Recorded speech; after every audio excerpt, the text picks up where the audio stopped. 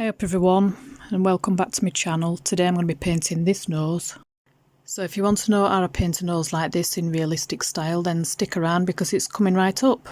So first things first, you can see that I've got my nose penciled in. I might do a tutorial on how to actually draw a nose in beginning at some point, but I've got the nose penciled in. I've already started on dog. And I'm just going to start painting in the actual features at nose. It would just be black paint at minute. Just things like nostrils, that little slit that goes up middle at nose and edges at nose, things like that. Just get it put on. It don't really matter about being too tidy at this stage because we'll tidy everything up later on. I'm just using a round brush for this. I can't remember exactly what size I was using. Just use whatever size you think you need to just get the paint on in your given situation. And then I'll just add a little bit more shading to rest at nose. What you'll tend to find with dog's nose is that the front part at nose, which faces forward, tends to be more shadowed, and then the top part at nose, where it connects to muzzle, that'll be sort of facing up to the sky, so it tends to be lighter and catches all the highlights. And I start adding a little bit of blue to the highlights up on top at nose as well, because it'll be reflecting sky, so it does reflect a lot of blue tones up there. You'll notice rest at dog progressing as well as I'm doing this nose. I've just basically filmed the whole thing from beginning to end, and I've just taken the little bits of footage out which consisted of working on the nose in order to do this particular tutorial. So the rest of the dog were being done at the same time, and I've just cut all that out for this.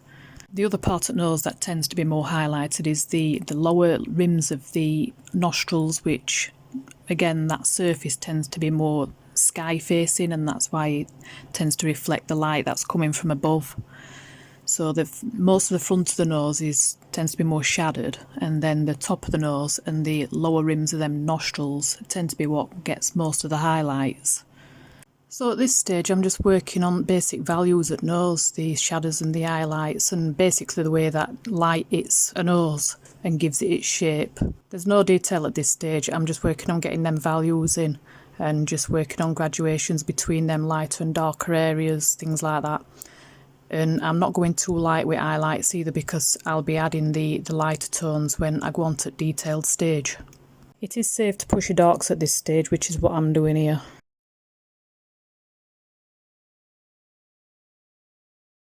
So now I'm just going to come back in and start refining the features of the nose, like the edge of the nose, the nostrils, things like that.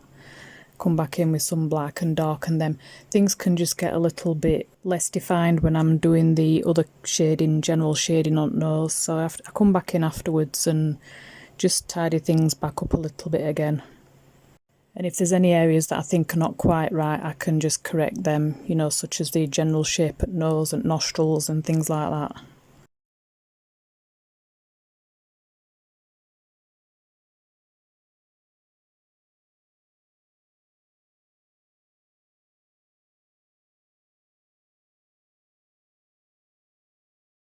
Then I do the same way, a slightly lighter tone, just add some white and some ochre and start adding a bit of definition using some lighter tones. The outer edge of them nostrils, where there's a little bit that sort of like comes in as a hook. It's just part of the structure at nose. But they're not very highlighted here, so they're quite subtle. You don't want to use too bright colours to put them in. And then also when you're adding the reflected light on front at nose, the front at nose is usually shadowed, but it often has some reflected light from surroundings, like this dog were laying on grass, so in this case it'll have some like greeny ochre coloured reflected light on the front at nose going on, and again it's quite subtle, not too noticeable. The nose is always where I start to apply the final detail layer first whenever I do a portrait like this. I don't know why I always start on nose. I think it's because it's right slap bang in middle at portrait, and then I sort of like radiate out from nose, you know, to rest at face.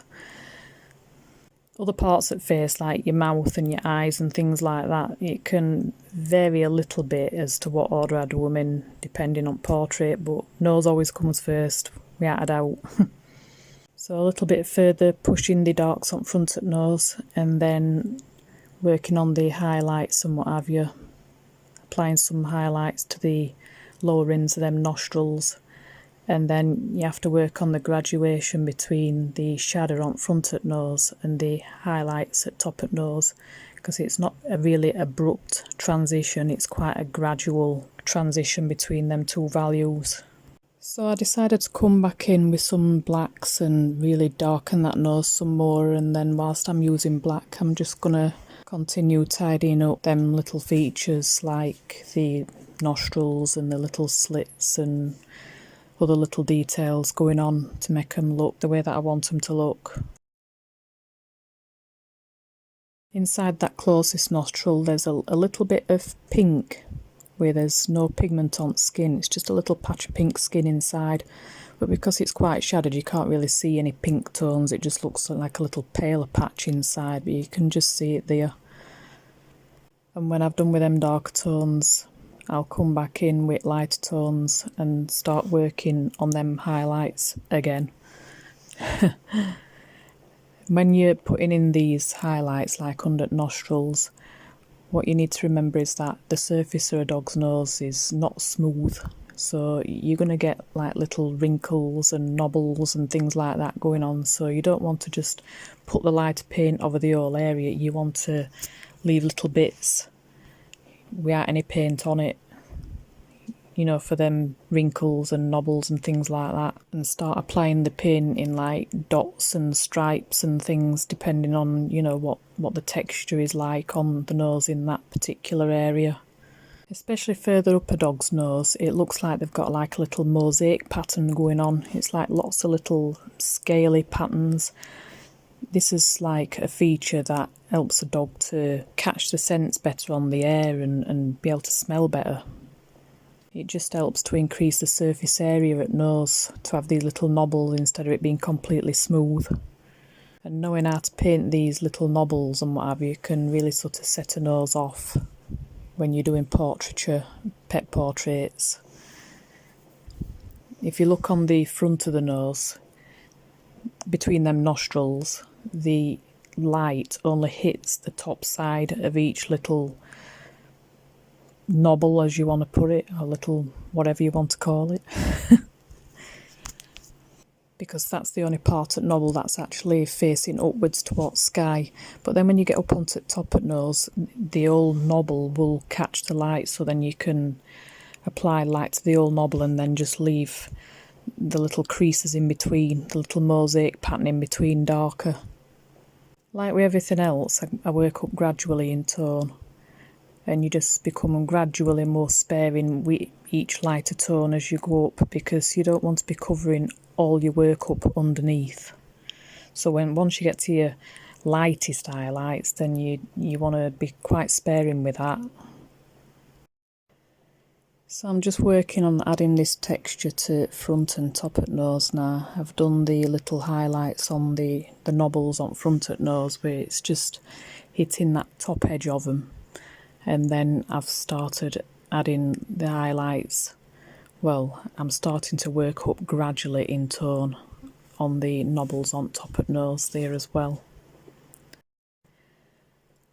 I'll apologise now that I can't really zoom in closer to nose, because I've explained in a previous video I've not got the right lens to get close in the situation that I'm in. It's either too long a lens or too short a lenses.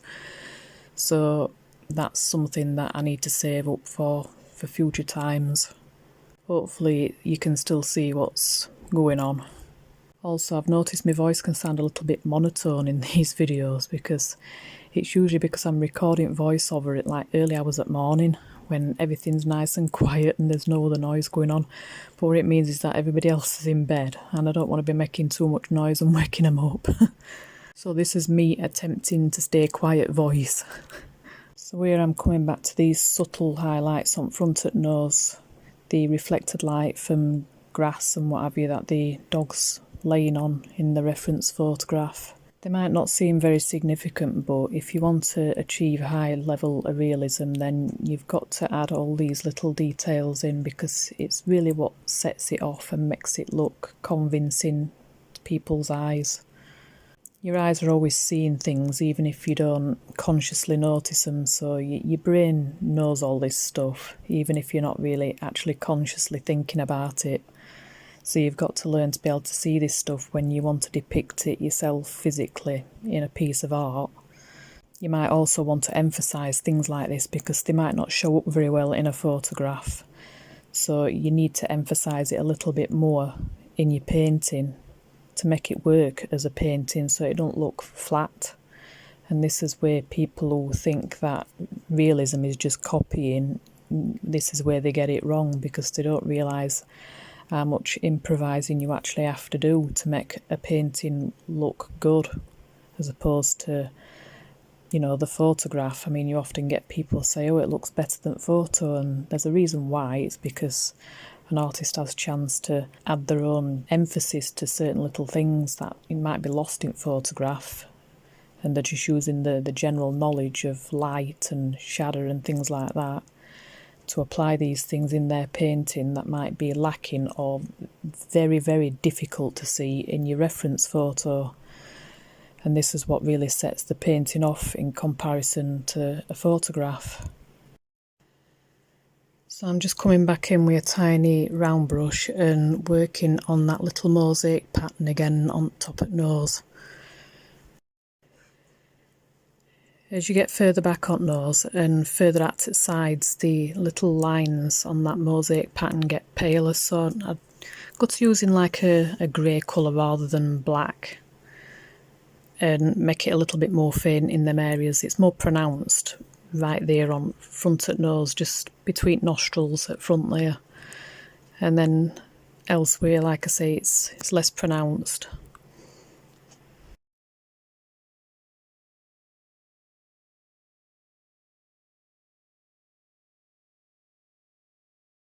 So now I'm working up in tone on them highlights. You can see I've added some blue tones to these highlights. Noses do tend to reflect a lot of blue tones, especially if dogs like outside, because it's the tones that are coming from sky and things like that, which, you know, quite often, even if it's an overcast day with cloud and what have you, it still tends to reflect quite bluish on a dog's nose. I'll just work on these areas under nostrils first and get them out of the way, and then I'll move on to the top part of nose. I will move back onto this area a bit later on because I've not gotten to the actual lightest values yet, so I'll be coming back in with them afterwards. So now I'll go back to the top at nose and start adding some brighter highlights to the knobbles on top there and start lightening them up. Also, if I paint some highlights on and they're just a little bit too brash, just dabbing them with my finger, just like so, that just helps to tone them down a little bit. Towards the front at nose, just above where the nostrils are, the knobbles tend to look a little bit bigger and more defined, and then as you work back to base at nose where it attaches to rest at dog's muzzle, they tend to look smaller and a lot less defined, and it might almost look smooth up in that area. You can also get some light tones as well going on. I'm using a really tiny round brush for this now, probably 3/0, 4/0, something like that, just to do these tiny little details, these little specks of light on nose. You do have to reload these brushes quite a lot because they don't hold very much paint. That's why when I'm doing fur I tend to use rigger brushes, because they do hold a lot more paint. You don't have to reload them as often. And now I've got to lightest highlights, and I'm just being a little bit more sparing because I don't want to cover up all my other work underneath, just like I was mentioning before. And there's certain parts at nose that will just catch more of these lightest highlights than others. You don't want to put them across the whole top at nose. It's just certain parts, certain areas that catches it more, depending on what's going on with light around dogs. Sometimes it's like in middle, like sort of like an oval area in middle of the top at nose, just between the nostrils in middle there. But on this occasion it seems to be on either side at nose, just above the outer edges of each nostril, that's catching most at light. It's only quite subtle, but it's just noticeable. And it's important to add it in even though it's not very noticeable, because it really does give shape to the nose. And then in centre it's not quite as bright. Most of the lighter highlights are on each edge there, on either side at nose above the nostrils. Obviously this is going to be different on every single nose that you ever paint, so it's just a case of being observant and having a look at what's going on in your specific reference photo that you're using. So now it's just a case of keep adding more detail and just keep working on it until it looks the way that you want it to look like in the reference photograph. I'm just going to tidy up the very top edge at nose there where it sort of joins onto actual muzzle at dog. And then just keep adding more little highlights, and in places it's a little bit more blended together, so I might just do a bit more finger dabbing and things like that, and just work on refining everything, and that all changes in values are correct and all that kind of thing. I've just added a few lightest highlights to the knobbles right middle there, but I don't cover the whole knobble again. I just put a little bit on top at knobble, and just gives it more of a 3D look, makes it look more authentic, because light won't be hitting the old knobble there anyway, so it actually makes it look more textured, makes the texture look more convincing when you do that.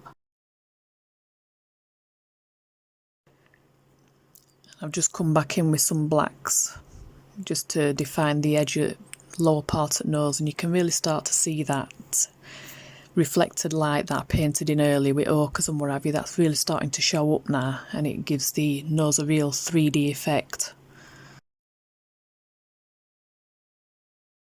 And also add a few darker details to top at nose there, just so they don't look too perfect, if you know what I mean.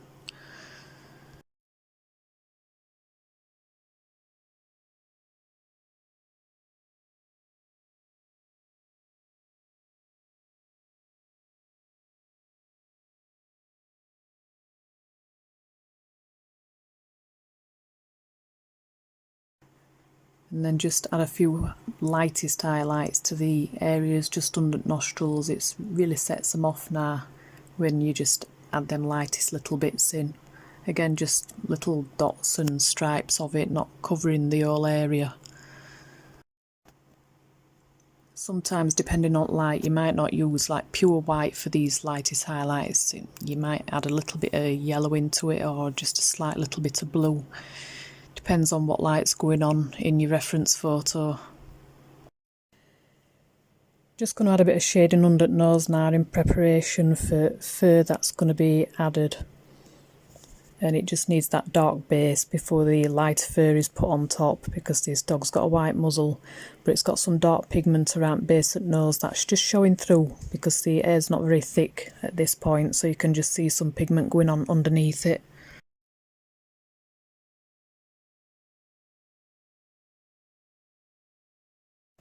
And now that fur's been added, so I'm just going to be tidying up the bottom of that nose using some black, because it does get a little bit messed up when I'm putting that fur in. Your fur strokes can accidentally overlap it a little bit and things like that when you're applying them. So I just go back over the top with some black and tidy all that up, and any other little final touches that need to be added. So I think that looks like it's just about done now.